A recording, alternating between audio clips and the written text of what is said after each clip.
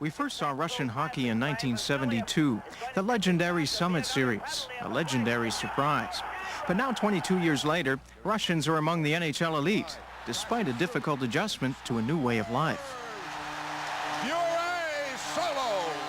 I think European players, and the Russians in particular, it takes a while, a little while for them to get adjusted. You know, there's the natural barrier when you first come over, you know, the rookie mentality where you're a young guy and you're just learning the ropes, and then add to the fact that you can't speak the language, so there's a communication problem. So it takes some time.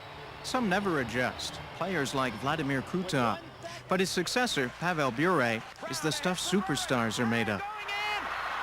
He scores! Well, I don't know too much about the Russian influence, but he has a lot of skill, like we all know, on the ice, and I don't know, he seems to get like all the players on their feet when it seems like it's 0-0. You just never know when he's going to beat a guy one-on-one to score a big goal for us. Bure's goal is to carve his name in the Stanley Cup, and if he can, he'll be the first Russian to do so. Well, actually, I haven't think about that, you know, because I just I'd like to win, not just to put my name on this cup. You know, it's a team game, and right now I don't care about myself. But Bure isn't the only one with the chance to make history. The Rangers have 4 Russians on their roster, including Alexei Kovalev. All the time we're talking about Stanley Cup because we don't have a Russian name in Stanley Cup, but that's all what I need. It's first time will be Russian name in the Stanley Cup, so I don't want to find with about scores, who will be more scores or pass, just to win Stanley Cup. Kovalev has been a dominant figure for the Rangers.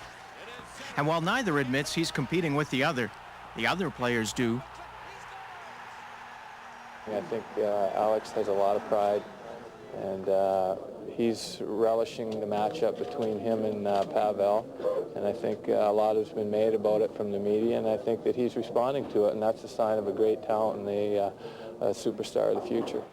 This Stanley Cup final is a showcase for the future.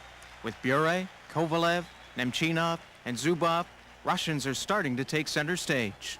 I mean, it's been no surprise. I mean, everyone's known that for years. At least anyone who's been involved, they've been involved in, you know, playing the Russians a number of times and knowing how good they are. And these young guys were like the new wave. They were taking over from the Big Red Machine. It's a new generation, but the style has stayed the same. Speed and stick handling are still the crux of the Russian game, which makes the adjustments the same too. When I came in New York City, the Sergei Nemchinov told me about how to play this players, what kind of game we play this people, and told me about a different style and how you need to play, and for when you play here, and more physical, more faster, lots of shots. What's changed is how well they're adjusting. In Bure's case, he's easygoing, and that's made the going easier. He's been great. I mean, he's a real laid-back guy. He's really easygoing and doesn't say much, keeps to himself pretty much, and is really relaxed. And you know, even before the biggest games, he's a real relaxed type of person, and approaches the game in a sense that he just wants to let his skills take over. So he's fit in great, and he's a big part of our team. There's no doubt about that.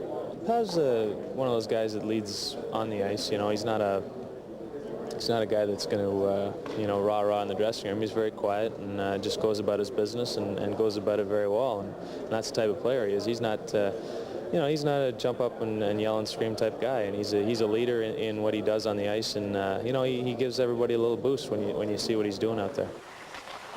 For TSN Inside Sports, I'm Rob Sinclair.